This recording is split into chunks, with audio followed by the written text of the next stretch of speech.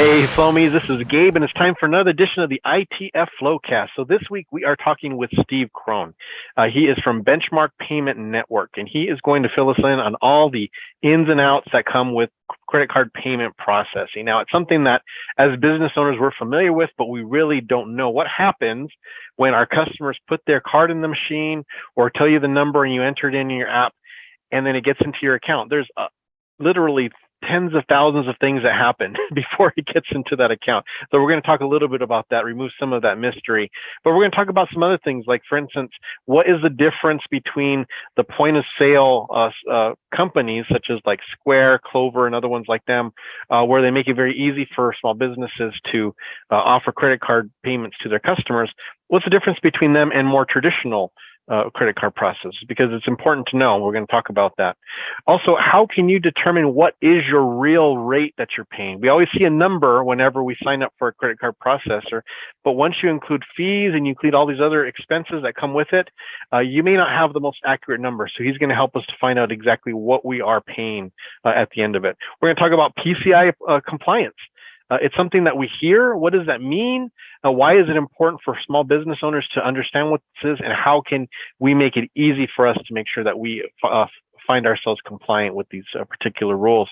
And we're also going to talk about Benchmark and the products they offer and how they can eliminate credit card expenses for you. So we're going to look forward to find all the information, but let's listen in as we talk to Steve Cron. What up, Flowmies? This is Gabe, and we are here talking with Steve Cron. He's the Executive VP of Benchmark Payment Networks, and he is kind enough to take some time out of his day to talk with us all about credit card processing, which is something we all deal with as window cleaners, and frankly, we don't know very much about. So, Steve, we appreciate taking the time to give us some insight onto this whole world that we are a part of, but just don't even understand it. So, how's everything going for you? Good. Thanks for having me, Gabe. I appreciate the time and the interest. Yeah. So tell me, how did you even get into this? It doesn't sound like something that you are taught about in school, like, hey, you could become a credit card processor. So how did you get involved? Definitely not. I didn't even know much about it until about 10, 15 years ago. I used to be in the textile and the apparel business for over 20 years. Oh, no kidding. Like selling suits? Ladies, or anything. Textiles, and actually medical uniforms, and ladies' dresses and sportswear. So I did that for a long time, and kind of transitioned out of the business about 12, 13 years ago. A good friend of mine who I knew from the garment industry had left the industry and started this business, Benchmark Payment Networks, about 15 years ago. And I started doing some business actually on the side, about 15 years ago, and was kind of getting a feel for it. And about 8 years ago, I totally left the garment center and got into the payment processing business. And I'm absolutely loving it. It's a totally different business than the garment center. It's much more stable, growing type of business.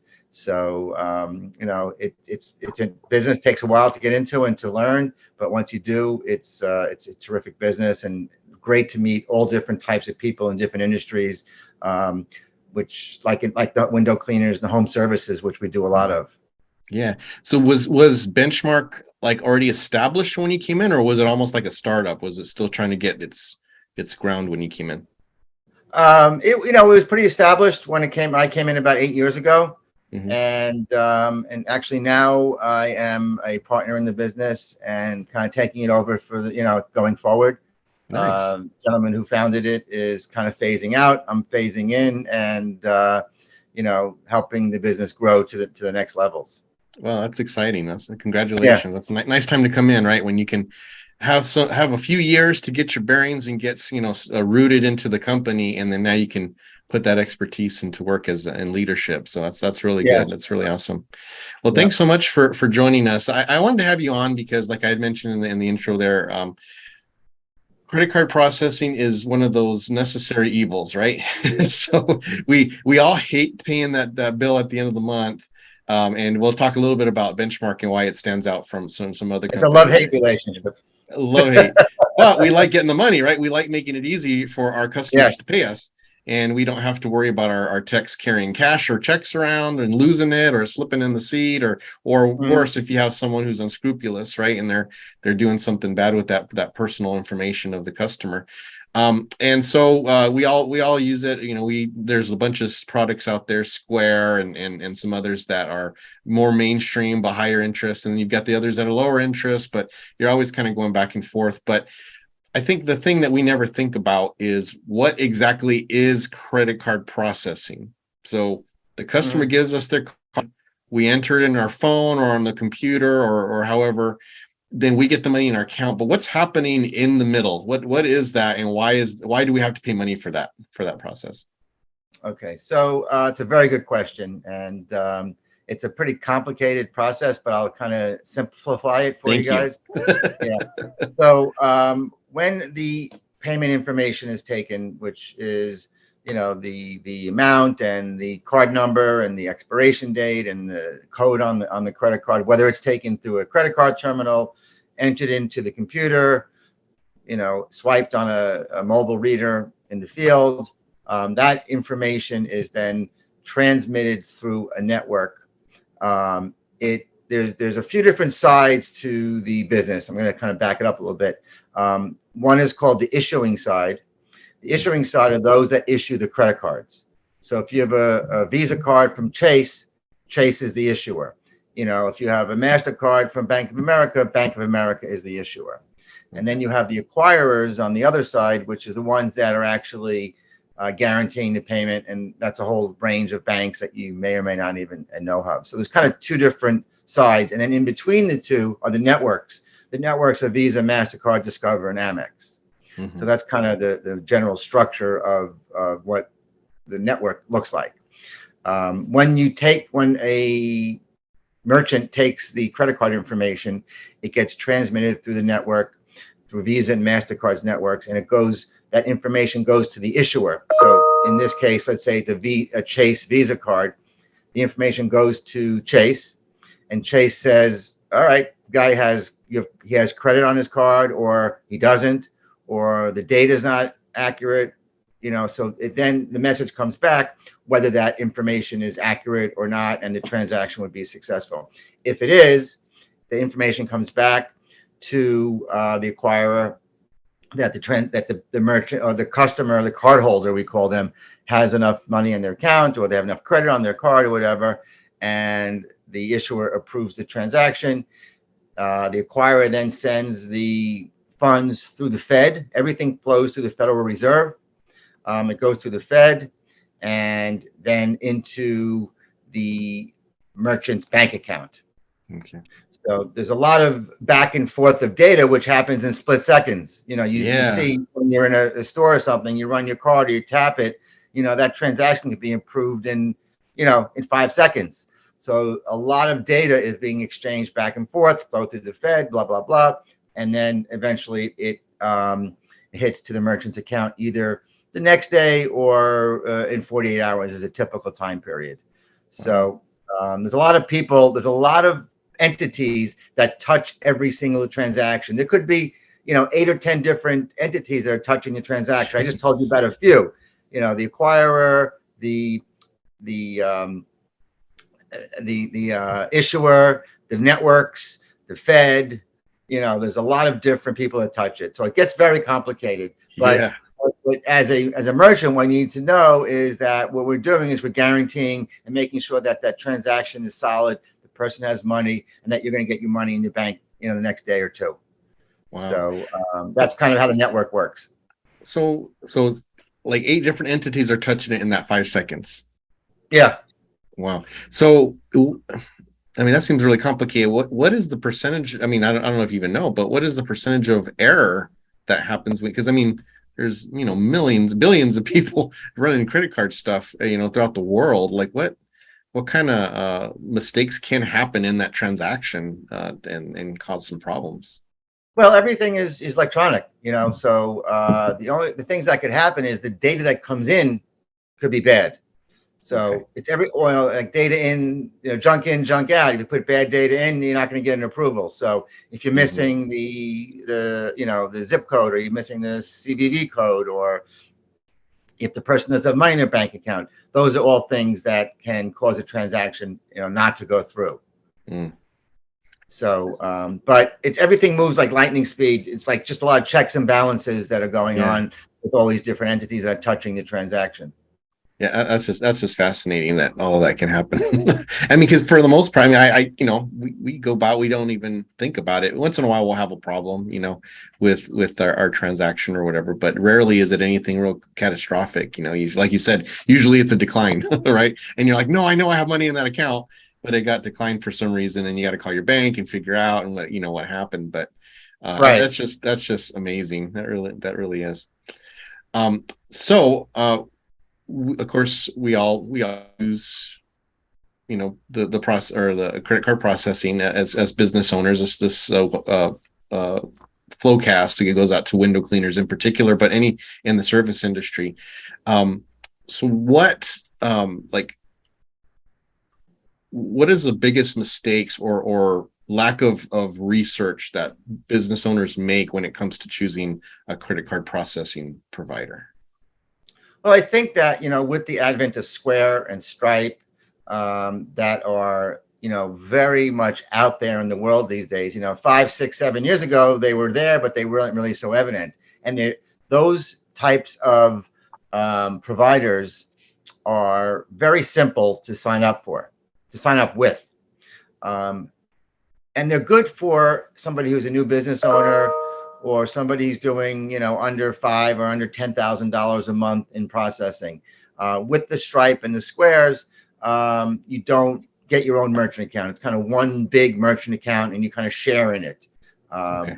It's great. Usually the rates are a little bit higher. It's easy to get approved, and it works for certain types of businesses. But once you start growing and getting more sophisticated, the downside of those are that you don't have your own merchant account, which it's hard to explain why that really makes a difference. But really what it is that Stripe and Square, it's hard to get them on the phone. Their customer service is not great. Mm-hmm. And once you get to be a larger business, you're going to have problems, whether is it you didn't get your money or a transaction got declined and you got to get somebody on the phone. And they are difficult to get on the phone. So I've heard, and I don't like talking bad about them because they're great companies. They have great technologies. They have great integrations with all different types of softwares. But as you grow, they're not necessarily the best resource for a growing business because of that. Yeah. People don't really realize oh, it's easy, but also their rates are higher. They have a flat rate. So if you if you take a lot of debit cards, you can be paying 3% where you really can be paying under 2% on debit card transactions. Mm-hmm. So, that's something to be aware of as well. So as you grow, you should consider, if you're using Stripe or Square, consider using something different. Yeah, I think you can kind of tell their business plan is just to make it be accessible, right? Because I see these really cool kiosks at like coffee shops and stuff where it's like an iPad and then you flip it around and then I'll see like Square on the or Clover or whatever, one of those. And I was like, man, that's a pretty cool little thing. But I'm thinking, as a businessman, I'm thinking, man, they got to be paying out the ear for that, because they're using this, like you said, the major processor. They're probably paying, really high interest on those. But I can see the draw for it. It's cool for as a customer to have the screen flip around and they see what their charge is and they enter their credit card information or tap it or however, and then it comes around. But yeah, because like you said, as things get complicated, and I imagine like a coffee shop where you've got, tens of thousands of these little small, $5 to $10 charges. Man, that's got to add up. It does. And you know what? A lot of people think, you say, oh, I'm in credit card pricing. Oh, you sell those machines? No, we're not in the bit. The machine is just the conduit for moving the dollars. We don't make any money on the machines. And Square, yes, they have those nice iPads that flip around and people see the logo on it, but there's many other companies that have these really cool technologies, and more of them are coming through. Clover is another one that is that does a lot of advertising, and you see them around. They're different than Square and Stripe. They're not a conglomerate account. You can get individual accounts, but Clover has some really nice technologies also, and the iPads and many other POS companies and credit card processing companies are coming out with, devices that look really cool and white, like white, looking devices and flip around and really very, forward in technology. Very interesting. So one of the things that I think I get frustrated with when it comes to choosing a processor, and I've done this a few times, is understanding the rates. Because they're all kind of structured differently, it seems, and it's hard to compare apples to apples because one has a flat fee and then it has this rate, so the rate's lower, but you're paying a flat fee either per month or per transaction. Then others is just strictly interest rate, and sometimes it's depending on what it is, it changes. Kind of chart, like you said, if it's a debit card or a credit card or whatever. Can you help us to understand or to make sense, first of all, what the rates are, and then help us to be able to know what to look for when we're trying to make a decision? Sure. Yeah, that gets very confusing. And a lot of the credit card companies want to make it confusing, so you can't really figure it out. But what we help people is understanding what they're paying, and generally, what you want to be looking at when you're looking at your credit card rates is not what we call it. Usually, saying interest rates, really called the discount rate. That's what they call it. It's not necessarily the rate that you're paying; it's your effective rate. Because you could people say, "Oh, I'm paying 2%," but then what about your transaction fees, and what about a monthly fee or a statement fee? Or there's a lot of miscellaneous fees that go into the effective rate, what you're actually paying, on a monthly basis. So what we look at is your effective rate. And you could have a 2% discount rate, but you can then wind up with a 3% effective rate. And that's what you really need to understand. And it's hard for any merchant to really look at a credit card processing statement to understand all the different charges that are on there. But to simplify it, there's two different parts. There's a few different parts, but two major parts of the credit card processing fees. The first part is called interchange. Interchange is like the wholesale rate that is set by the credit card brands. The brands are Visa, MasterCard, Discover, and American Express.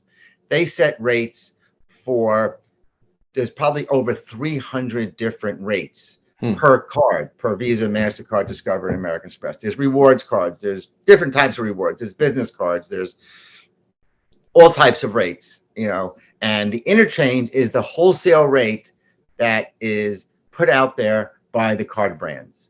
That's your base rate. Wow. On top of that is a discount rate where the credit card processing company, that's where they make their money. Okay. So a credit card processing money does not make any money on the interchange. It makes money on the discount rate, which is whatever is charged above the interchange.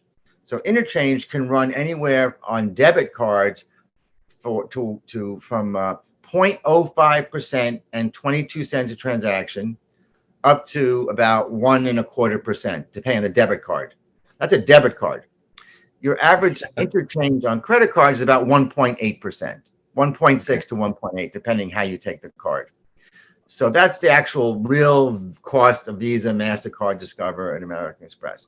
Everything else on top of that is what the processor makes, whether it's a monthly fee or a discount rate or whatever those extra fees are.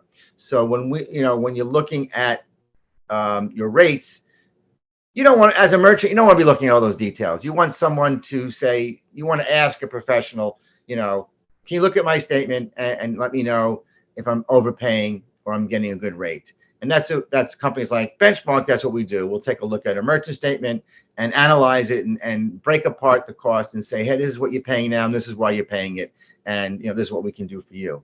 So it's a little confusing, but if you just basically take your fees and divide it into your total volume, that's your effective rate. And if you're paying under 3%, that's a decent rate, but you can usually get a lot lower than that as well. Okay, so you're saying if you want to check your effective rate, take your total what you charged through the processor, and then divide it by what was it? The fees that you were charged. The fees that you were charged. That is your effective rate. So So you can sit down with your statement, and then that way, because you look at the at the numbers, and like you said, it just becomes a bunch of gobbledygook. But though that's a hard number that as a business owner, that's what we want to know, and that will help us to know whether we're actually getting the great deal that we were told when we first signed up for them. Correct. Exactly. Awesome. Okay. So if you were doing $100,000 in 1 month and you got charged $3,000, your rate would be 3%. Got it. 3,000 into 100,000, 3%. So that's the very simple way of looking at it. Got it. That's good to know. What we do, or what other, what credit card processing companies can do is break it all out and figure out, why you're paying that 3% and can it be lower. Got it. So I guess that's the other question I have. I probably have talked to maybe 30 different credit processing people, and they always say, give me your statement. I give them the statement. Every single one of them, we can do better than this. And I'm thinking, for every single one I talk to, they can do better than the previous one. So I should only be paying like $4 a month in my credit card processing fees for that. So how do I know that if they're telling me the truth, or I guess it's just hard. Obviously they have an incentive to get the sale from me, so they are motivated by that. And obviously there are going to be honest people who are going to tell you this and that, but it just seems like the way it's geared, the professional that I talk to is also someone who wants to sell me something. So how can I know that what they're saying is true, that I actually will save money on that? Well, you need to see, what we do, and I don't want to talk about us too much, but what we do is we give you a side-by-side comparison. So you see what you're paying now. You have all the line items on the left side of the page. On the right side, it shows what we would have done for you in that particular month. And you kind of compare it side by side and see exactly where those savings are. Okay. And it's usually pretty accurate. Okay. Is there any like tricks or I'm just trying to know what to look for if someone is trying to pull something on me, as a business owner, not necessarily like they're trying to be dishonest, but they're trying to make their offer more attractive in my eyes than what I already have. If let's say really the only way to know is after the fact, when you go in and they say, all right, we're gonna save you, $1,000 a month, and your rate's gonna be 2.5%, and then you look at, and then you start processing, and what you should look at your statements and divide that fees into the total month and see where it falls out. Right. So it's hard to know that at the time of making a decision of using a new merchant services provider. So, really what the business comes down to is, like you said, those that you can trust. Yeah. So then would you have some questions that me as a business owner can ask them that maybe not, that would help us to kind of get to the nitty gritty as far as what their charges are that maybe they might not be mentioning? Well, there are certain ways of lowering your rates without it doing anything sometimes, anything with the new processor. Just the fact, if you swipe a card versus taking the information and punching it into the computer or on your phone, you save about 0.5% in difference between swiping a card, or maybe 0.25%, I'm sorry, between swiping the card and not swiping the card. So that makes a big difference. Making sure that when you take card information, if it's not being swiped, that you get the zip code and the 3-digit code on the back of the card. And the reason that when you take a card and enter it into a computer and you add more data in, it becomes a more secure transaction. The more secure the transaction is, the lower the rate's going to be. So when you have a chip card, which is, most people have chip cards these days, the machines read all the data in the chip and has a lot of data in there that verifies the card and gives you a better rate. If you just put a card number in and an expiration date, you might be paying higher than if you put the zip code and the CVV code and other information. And then when you get to B2B transactions or business-to-business transactions, a lot more data can be added to lower your rates.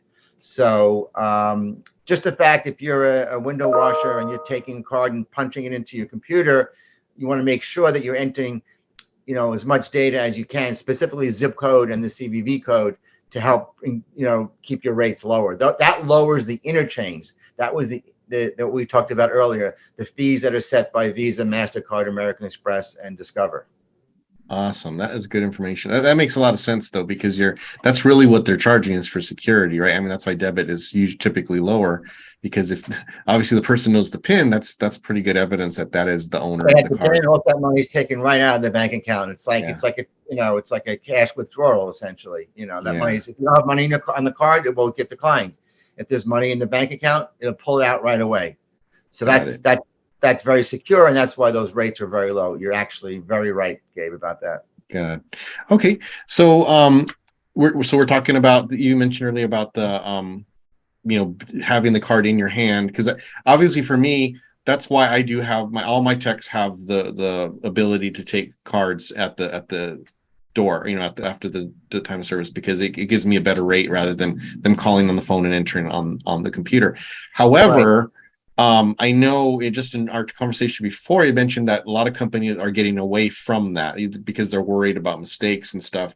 So could you tell me a little bit about what some of the reasons are and why, what is the answer then for those companies who do want to eliminate that person-to-person interaction with at the sale with the customer? Yeah, that's a good point. That's definitely a big trend in what's going on these days. I was telling you before that I've had a HVAC company come to my house a couple of months ago and do a repair. And the guy came down. I said, "Can I pay you by credit card?" I said, "Sure." He wrote down my credit card information and went back to his truck and called me in. Okay. So that's going to be the most insecure way. It's really not PCI compliant, which we'll talk about a little bit later. So that's something that has happened. If there are people like yourself who have the card readers and your techs in the field, that's a much more secure way of taking a transaction. But nonetheless, do you really want your techs to be collecting money? Some of them might be uncomfortable doing that.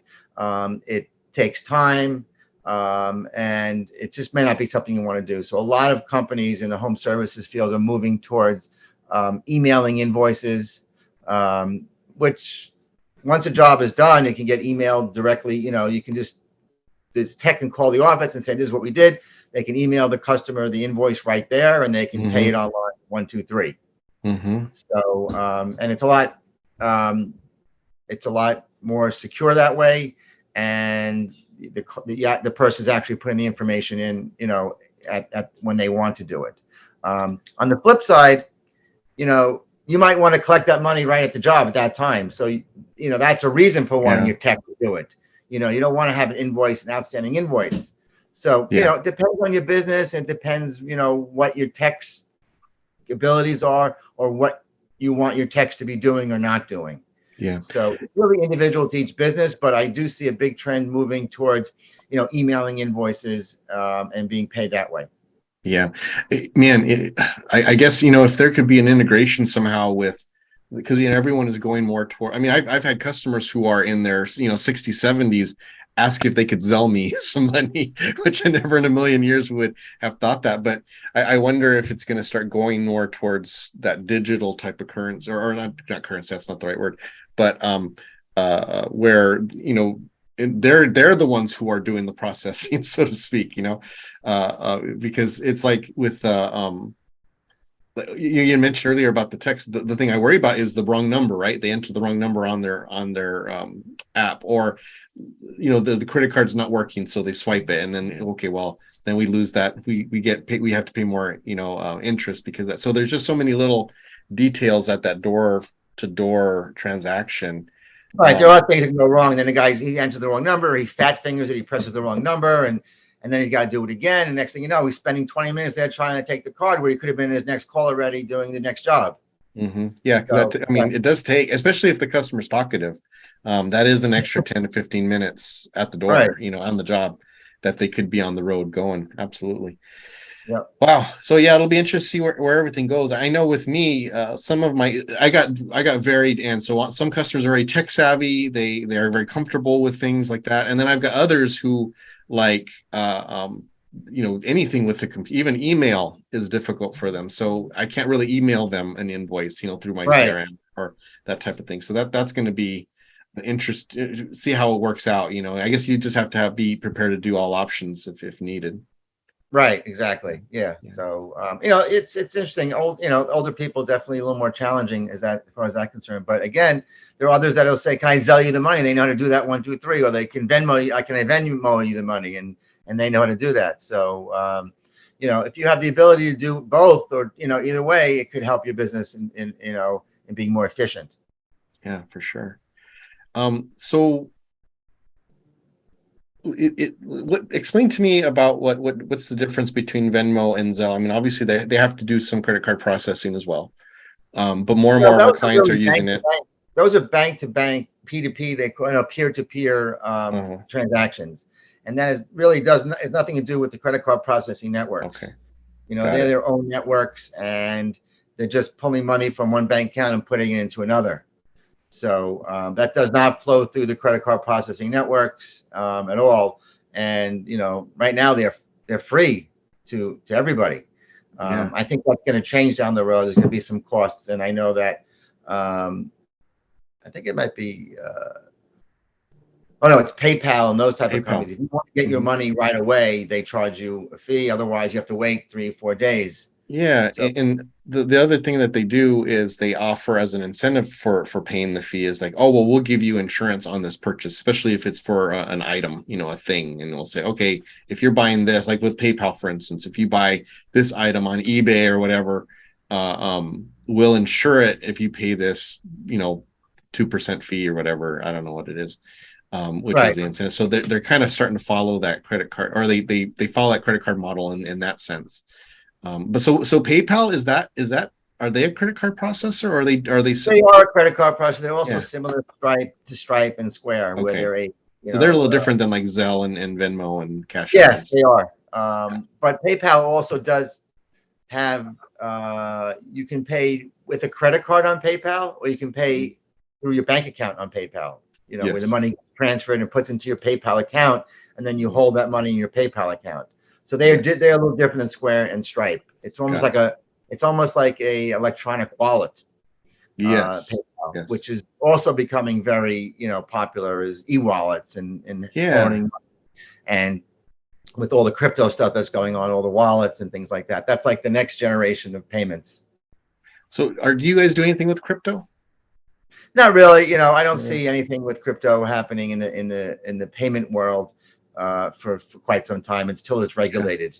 I mean, there are companies that take crypto for certain things, and there are platforms that that I'm aware of that will accept crypto as payments.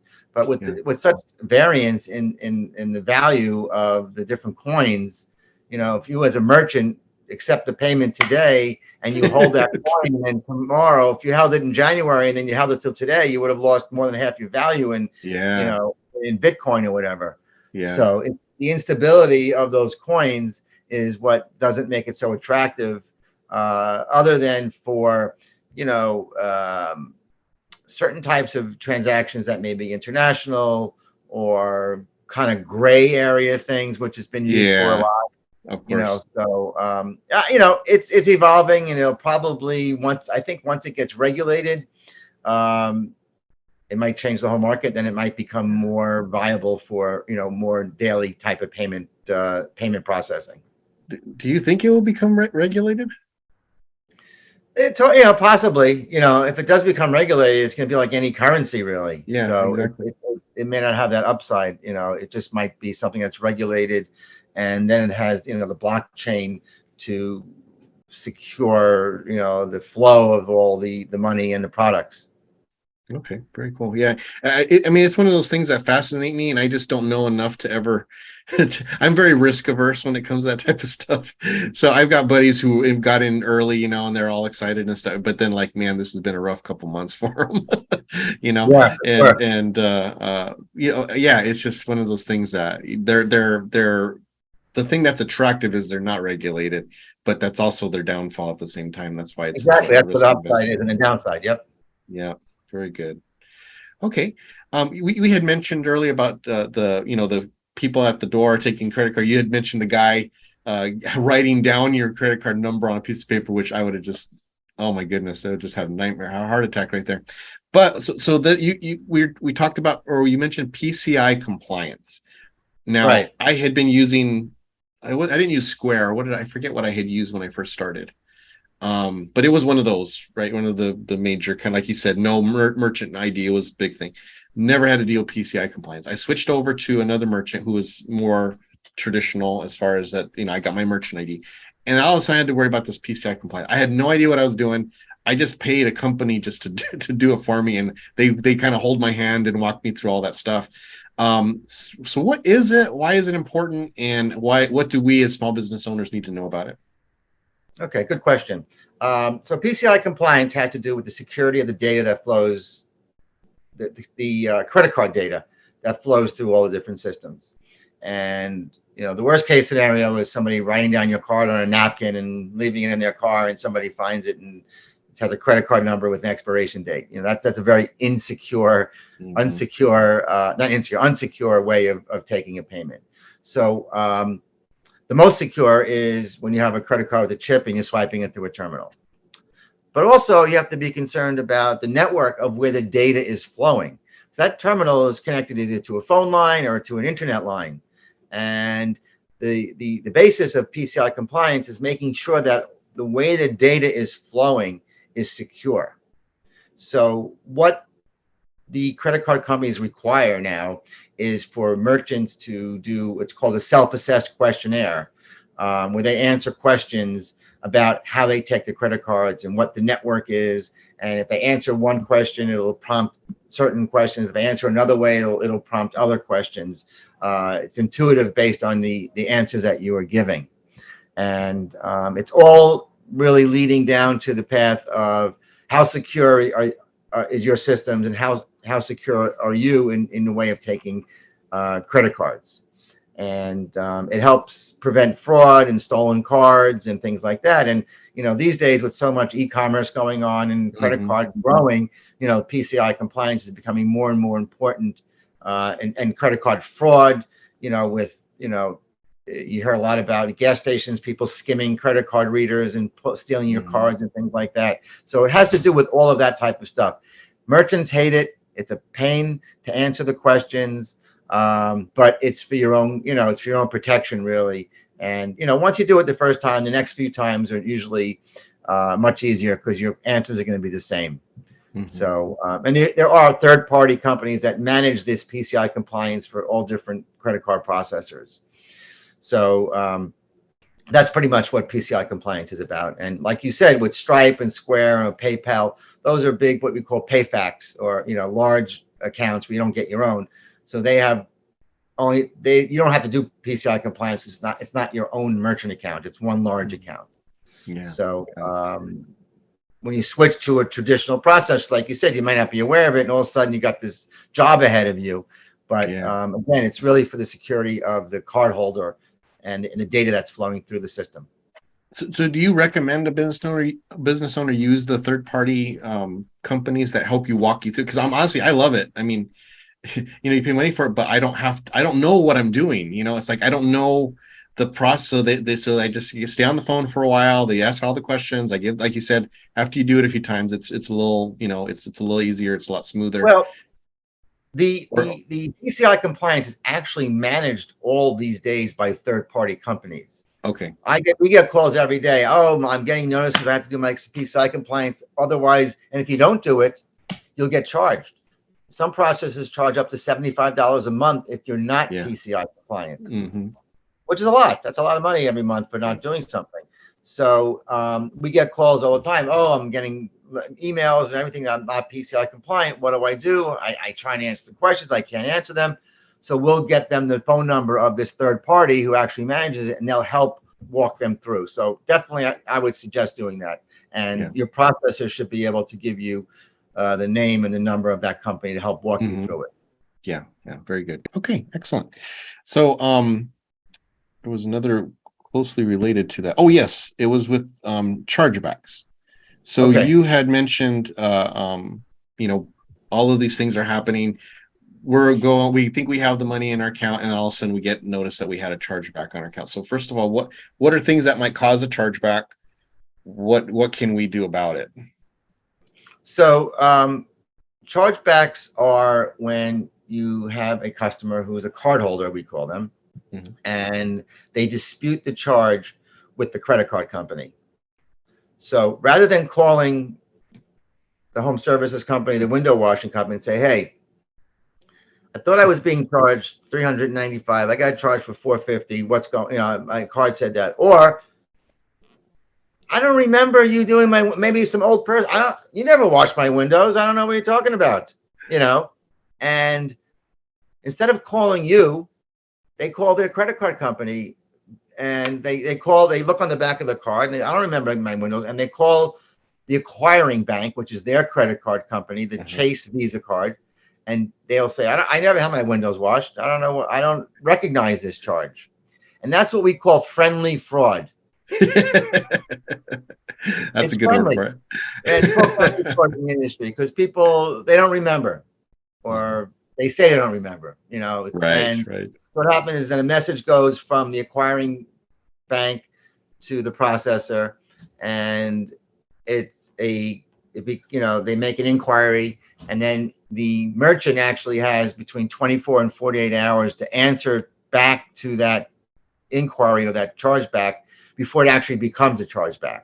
Wow. So if you answer back and send like the invoice, the date of service, all the, maybe there was a quote or something, and then an invoice, and you send back as much data as possible in that time frame, the chargeback, that chargeback may be eliminated or never happen. Got it. If you respond after that, what's going to happen, or if you don't respond, the money is going to get taken out of your bank account. So that $450 job all of a sudden is going to be a debit to your account. Now, you can still fight the chargeback at that time with the same type of stuff, the work order, the invoice, the signed receipt, or whatever it is that you have. You can then send that give it to your to your processor, and it'll go back to the issuing bank. And if they feel it's satisfactory, the issuing bank, that is the Chase Visa, if they feel that information is satisfactory, then they'll reverse the chargeback and you'll get your money back. Right. But it's easier if you just catch it fast, right? Yeah, it doesn't happen that often in the home services business, but in a lot of businesses that have recurring payments or e-commerce, subscriptions, things like that, it's much more prevalent. It does happen from time to time in home services, but I've had one. Yeah. Yeah. Yep. And it was that exact situation. It was an older lady. It was like 2 months later, and she called her company and said, I don't know this charge. And they reversed it. And yeah, like you said, it just came out. I was like, what? And of course, I didn't know what it was at first. Anyway, we worked it out. I called her up, and it was a long-time customer. I reminded her, and it was fine. But yeah, it was the exact same thing. It's just they just forgot. They literally forgot we came by. One important thing to help eliminate chargebacks is called a payment descriptor. Now that's what appears on the cardholder's credit card statement. So, if as a processor, what we do is we make sure that what appears on the credit card, the cardholder's statement, reflects the name of the business. Nice. Now, a lot of companies may have a legal name, but they operate under a DBA. Yes. So, the legal name could be, ABC Incorporated, but the DBA could be Joe's Window Washing.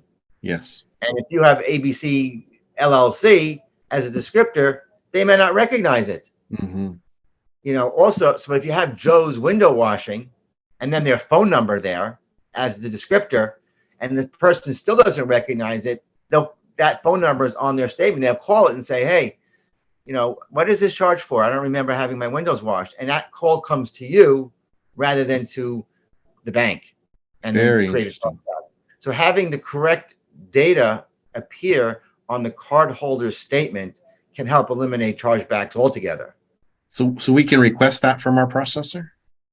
Yes, you should. If we don't like the way it's listed, we can call them up and say, hey. And that's something that we do automatically. We say, hey, how do you want it displayed on the cardholder's statement? I don't think I've ever had anybody ask me that. Yeah, that's good to know. I just assumed that it was what I got, But yeah, you're right. If you change it, and it makes a big difference. Listen, it happens to me all the time. I've had charges, I don't recognize it, but there's a phone number there, and me in the business, I know I'll call that phone number and I'll call the company, and it'll say, oh, they'll answer, and I'll say, I don't know what this charge is, and they say, oh, we provide this service. Oh yeah, I remember now. But the name on my card statement had no relation to what I purchased, or I didn't know it because it was purchased under something else. Got it. So that's an important piece of information.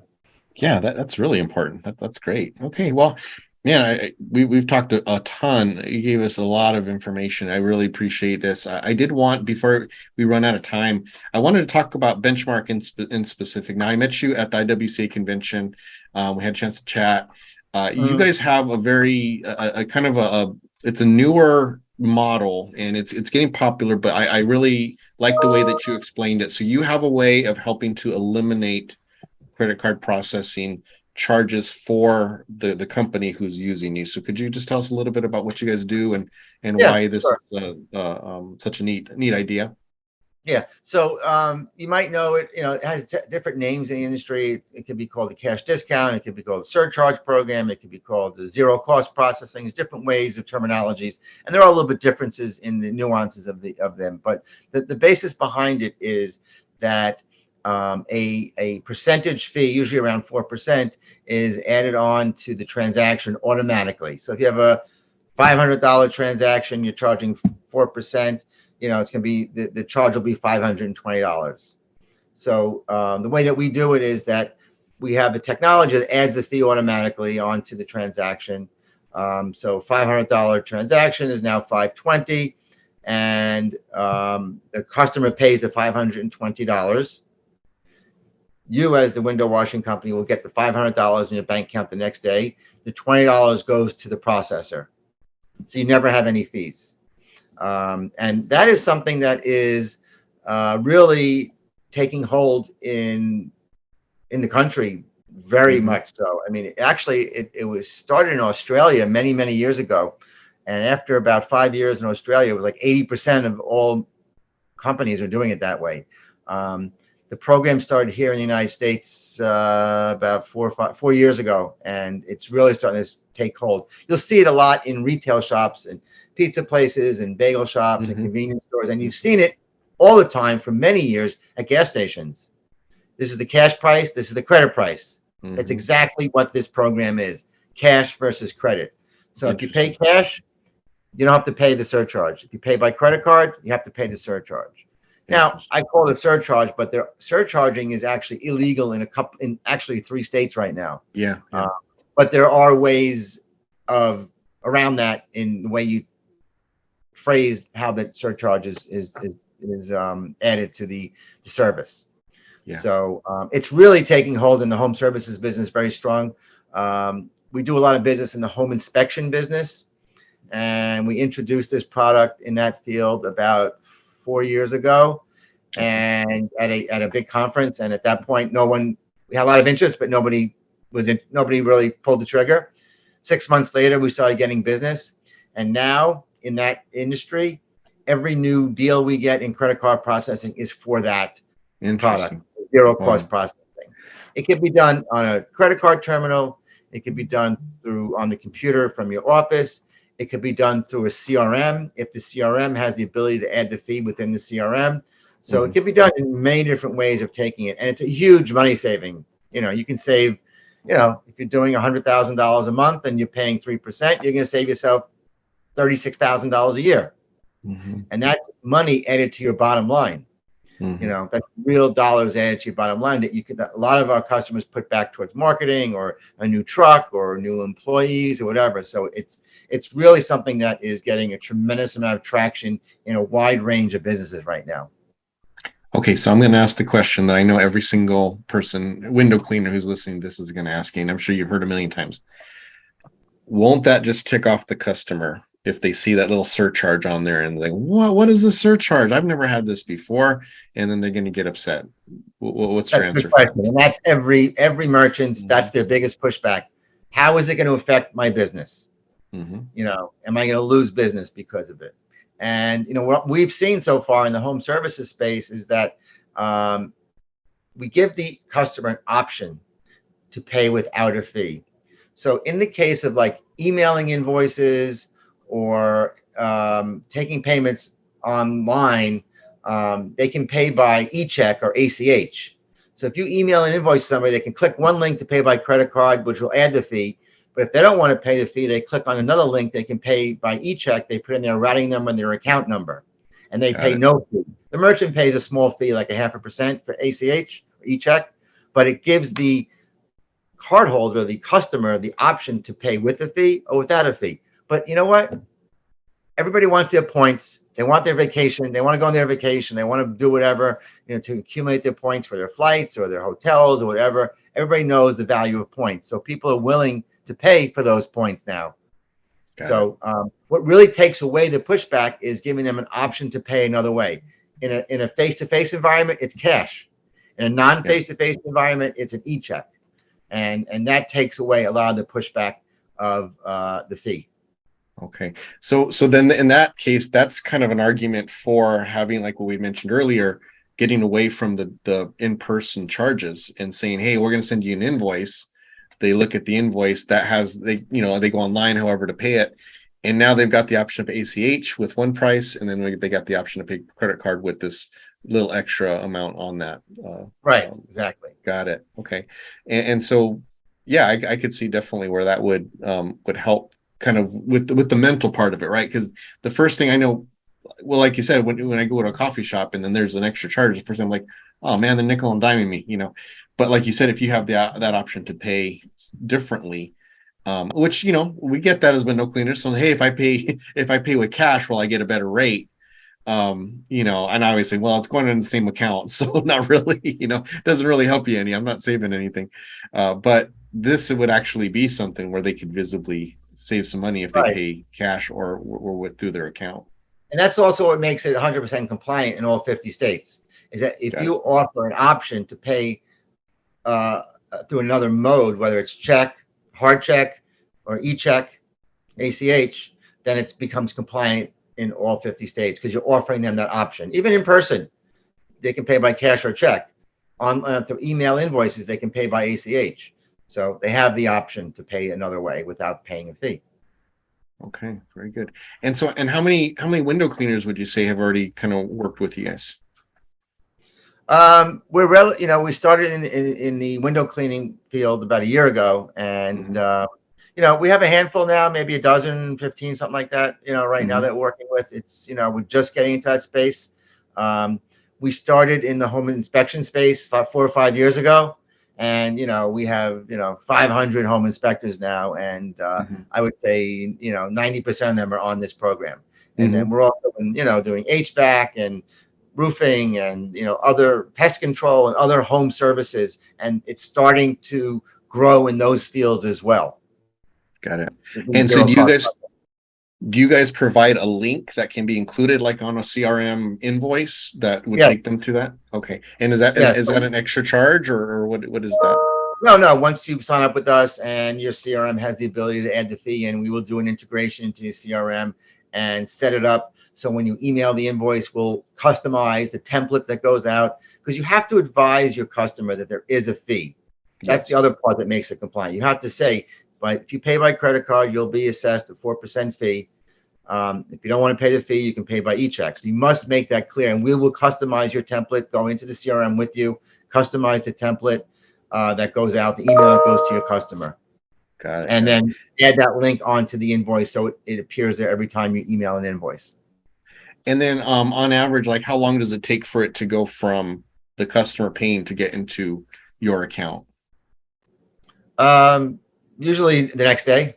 Next day. Okay. I know when I first started, and it seemed like 3 or 4 days it took for it to get into my account, which also wasn't why I didn't really like people to pay with credit card, because I knew if I got the check, it was going to be in there that evening. But if I did it by credit card, it would be. But like the current processor I have is next day too. So we get that charge today, at least before a certain cutoff time. Right. It's going to be in my account.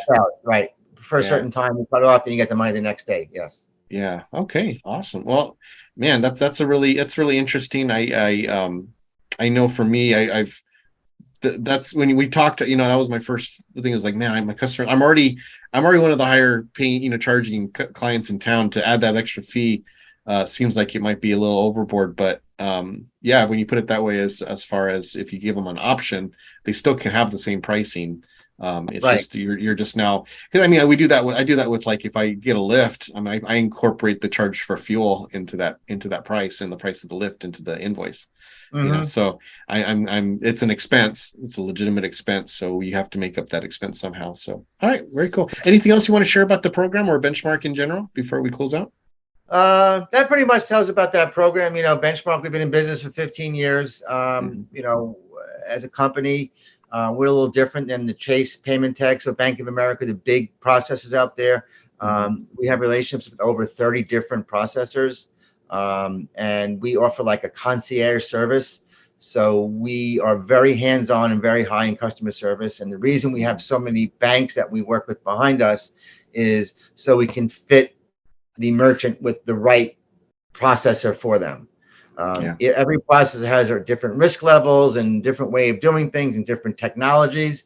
So we have a lot of flexibility of how to bring the best processor to each industry or each type of merchant. Very nice. So we have the reach of these huge public companies that we work with: First Data, WorldPay, Elevon, all these big names out there. But the access, we have the access to us as a concierge type of service to work with each individual merchant and give them the service that they require and need. Awesome. Well, Steve, thanks so much for your time, man. This has been very informative. I know the Flowmies will really appreciate this information, because it's just stuff that we know we need to know. We just don't have the time, and so that's why we try to make these podcasts as informative as possible to fill. Great. I hope it helps everybody. Yeah, it definitely did. So thank you so much. You're going to be at the huge convention coming up, right? Yes. All right. Absolutely. So Flowmies, if you have any further questions, you can hit up Steve there if you're going to attend the huge convention. But otherwise, you can just contact Benchmark Payment Networks. That's my handwriting; it's terrible. Benchmark Payment Networks. You look them up online or give them a call, and I know they'll be able to help you out. But thank you so much, Flowmies, for listening. Thank you again, Steve, for your time. You guys all have a great weekend, and as always, flow on.